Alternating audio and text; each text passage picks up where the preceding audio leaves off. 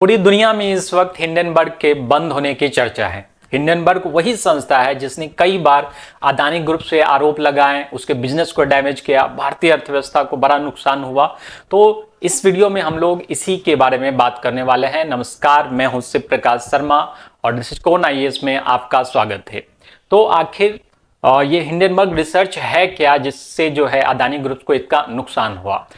इसके बंद होने से अदानी ग्रुप्स की प्रसन्नता देखी जा सकती है कि अदानी ग्रुप्स के जो CFO हैं जोगिंदर रॉबी सिंह, उन्होंने जो है एक क्रिप्टिक मैसेज किया, कितने गाजी आए कितने गाजी गए। हालांकि उन्होंने बुक का रेफरेंस दिया, लेकिन सब जानते हैं कि ये मैसेज किसके बारे में था। तो हिंडनबर्ग जो है एक रिसर्च सेंटर है, ठीक है, और इसके जो फाउंडर है वो नाथन एंडरसन हैं, जो अमेरिका के हैं। ये एक वक्त था 2004-05 के आसपास जब इन्होंने एम्बुलेंस ड्राइवर के रूप में इजराइल में काम किया। इसके बाद कई सारे फाइनेंशियल डिग्रियां ले करके 2017 में इसने हिंडनबर्ग रिसर्च की स्थापना की।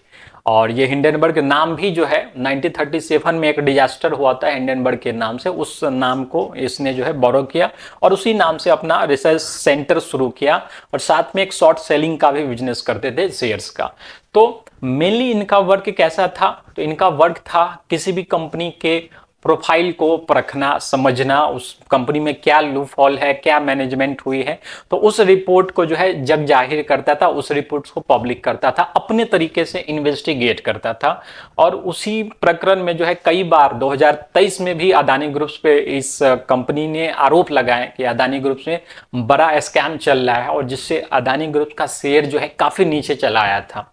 इससे अदानी ग्रुप्स को बहुत नुकसान हुआ। 2024 में माधवीपुरी बुच, जो सेबी के चेयरमैन हैं, उस पे आरोप लगाया गया कि माधवीपुरी बुच जो है एक बड़े स्कैम का हिस्सा है जो कि अदानी ग्रुप से संबंधित थे।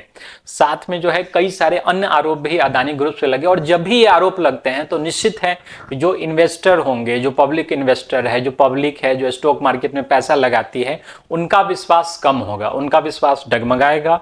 उस शेयर से पैसा निकालेंगे, अदानी ग्रुप से पैसा निकालेंगे और उसका स्टॉक जो है गिरेगा। हालांकि इससे हिंडनबर्ग को क्या फायदा होता था वो हम लोग आगे समझेंगे, ठीक है। तो इसका जो काम है ये शॉर्ट सेलर टाइप का है। शॉर्ट सेलर, ठीक है, जो अपने फर्म का पैसा सिर्फ इन्वेस्ट करता है। अब क्या है कि मैंने कह दिया, इस कंपनी ने कह दिया कि अदानी ग्रुप्स ने जो है गलत किया, बड़ा स्कैम किया, और उससे पहले हिंडनबर्ग क्या करता है, उस कंपनी का कुछ शेयर परचेज कर लेता है, ठीक है। अब जैसे ही ये अदानी ग्रुप्स का शेयर डाउन हुआ, उसने वो खरीद लिया, और ये स्टॉक मार्केट की भाषा में, स्टॉक मार्केट में जो है इसने एक अच्छा खासा प्रॉफिट कमा लिया, और अरबों में इसका प्रॉफिट जाता था। तो इस तरह से ये कंपनी को डैमेज करके, कंपनी के किसी लूप होल को उजागर करके, या फिर एक मनगढ़ंत कहानी बना करके भी पब्लिक के सामने रखता था, जिससे विश्वास डगमगाता था, कंपनी का शेयर प्राइस नीचे गिरता था, और उस प्रकरण में ये जो है उस शेयर को खरीद करके पैसा कमाता था, ठीक है। अगर ऐसा नहीं होता था तो इसको डैमेज होता था। जो हिंडनबर्ग है उसका डायरेक्ट कनेक्शन जो है जॉर्ज सोरोस से है। जॉर्ज सोरोस का आप लोग कई बार नाम सुन चुके होंगे। ये एक डीप स्टेट है, एक डीप स्टेट का हिस्सा है जो अमेरिका वाले ग्रुप से, अमेरिका वाले नेक्सस से संबंधित है, और इसी ग्रुप के जोई बाइडेन वगैरह भी है। तो हम जानते हैं कि इस वक्त जो है 20 जनवरी को डोनाल्ड ट्रंप सत्ता में वापस आने वाले हैं, वो इलेक्शन जीत गए हैं और 20 जनवरी को राष्ट्रपति बन जाएंगे। तो एक सारे संस्थाओं पे इनका एक मोरल प्रेशर है कि जितनी भी संस्थाएं अनलीगल है, जो इस टाइप के काम में, इस टाइप के नेक्सस में सम्मिलित है, जॉर्ज सोरोस वाले ग्रुप में हैं, जो किसी भी देश को डैमेज करते हैं या बिजनेसमैन को डैमेज करते हैं, उसको बंद करना है। और उसी सिलसिले में हिंडनबर्ग ने भी जो है अपना सिस्टम बंद किया है, ठीक है।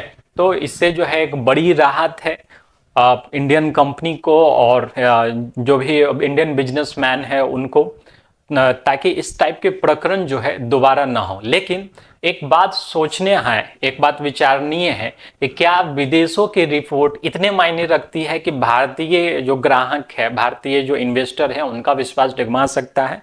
तो आखिर भारत सरकार इस मामले में क्यों नहीं कोई कदम उठा रही है कि ये जो फेक न्यूज आते हैं, जो फेक रिपोर्ट्स आते हैं, जो लीगल कहीं से भी नहीं होते हैं, फिर भी जो है बिजनेसमैन जो है उनकी तरक्की ठप हो जाती है। और अदानी जैसे बड़े बिजनेसमैन अगर लॉस में जाएंगे, उनका बिजनेस डैमेज होगा, तो उससे इंडियन इकोनॉमी पे भी बड़ा फर्क पड़ता है। लेकिन हैरत इस बात की होती है कि जब इस टाइप के विदेशी रिपोर्ट्स आते हैं जो कि भारतीय अर्थव्यवस्था को नुकसान पहुंचाने वाले होते हैं, तो भारत के ही कुछ राजनेता, भारत के ही कुछ राजनीतिक पार्टियां जो है उनका समर्थन करती है, विदाउट ये जाने कि इसका क्या इम्पैक्ट पड़ेगा भारतीय पे और भारत की अर्थव्यवस्था पे। तो उन नेताओं को भी सुधरना चाहिए, उन नेताओं को भी जो है एक टटोलना चाहिए इन बातों को कि क्या वो रिपोर्ट सही है, क्या इस मुद्दे पर जो है राजनीति करना सही हो सकता है।